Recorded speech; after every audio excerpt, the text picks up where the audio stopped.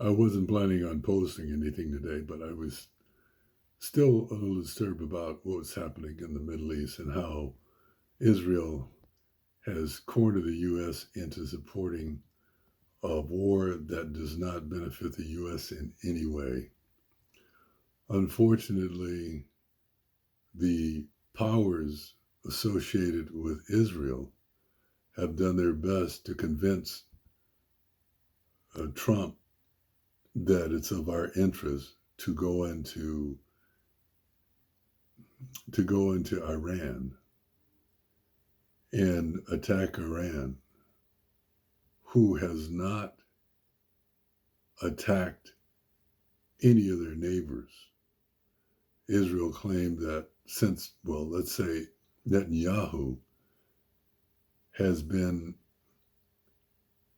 telling the U.S. for the past 40 years, and he admitted this himself, that Iran was an existential threat to the U.S. because they may get a nuclear bomb in, I think he was saying, in the next 6 months. He said that for the past 40 years.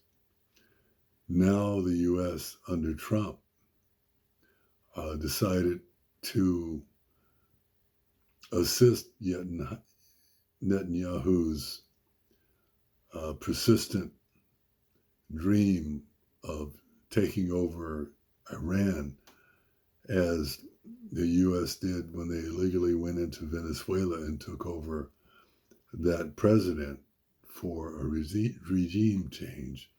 And that regime change really didn't occur in Venezuela because it's the same people in power, the vice president. But not getting off the subject too much, they have killed Ayatollah Khomeini, who had produced a fatwa saying that anyone in Iran that produces a nuclear bomb, the penalty for violating that fatwa of no nuclear bombs would be death. So some of the military experts and the CIA confirmed to President Trump that the Iranians were not seeking to create a nuclear bomb. As I said before, according to the previous religious head of Iran, there was a fatwa saying that they could not do a nuclear bomb. However, the son of Ayatollah Khomeini, I think it's Mojaba, I'm not pronouncing it right, Khomeini, uh, after having his father killed, his wife, his daughter killed by the U.S. and Israel, now they are seeking the very thing that they agreed not to develop, and that's a nuclear bomb. They're seeking it because they're finding out countries that are unstable in some senses, like North Korea and other countries, have a nuclear deterrent. And that seems to be the only way to keep the U.S. and Israel from attacking you.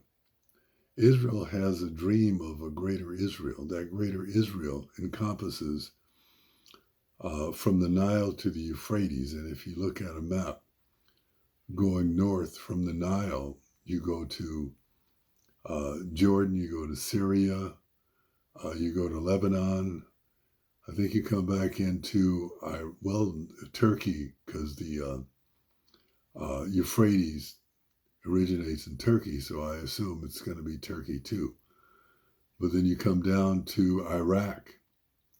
Um, I don't know if they're looking at Afghanistan as being part of that, but they're definitely looking at parts of Saudi Arabia. So Saudi Arabia should have some reservations about supporting an ally that really plans on taking over your, at least a large swath of your territory. This does not benefit the U.S. in any way. The GCC countries have had an agreement with the U.S. to be the umbrella over any military um, intervention that somebody tries against the GCC states. However, Israel bombed Qatar to stop the negotiations, and the U.S. did not prevent that. And lately, with Iran being um, in a defensive posture, they bombed the oil line and running from Saudi Arabia to um, excuse me from Saudi Arabia,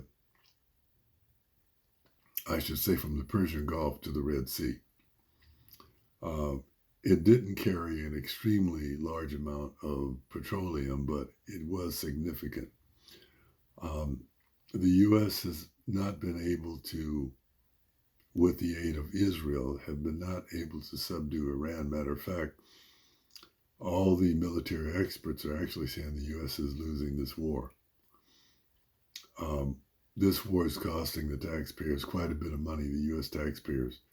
They should not engage in this war because now there's talk that President Trump wants to finance this war by cutting out Medicaid, Medicare, Social Security, and a lot of bedrock social programs that help the American people. Israel has free school, free medical um, coverage. The U.S. doesn't have that. We should start looking at America first and start writing our congressmen and saying, we should not be involved in this war. We need to stop it. And hopefully, um, by the next election, if not during the midterm, we will be able to succeed in getting somebody that has saner minds instead of the psychopaths that Trump and has surrounded himself with. So anyway, this is a sad note, but we need to get out of this war.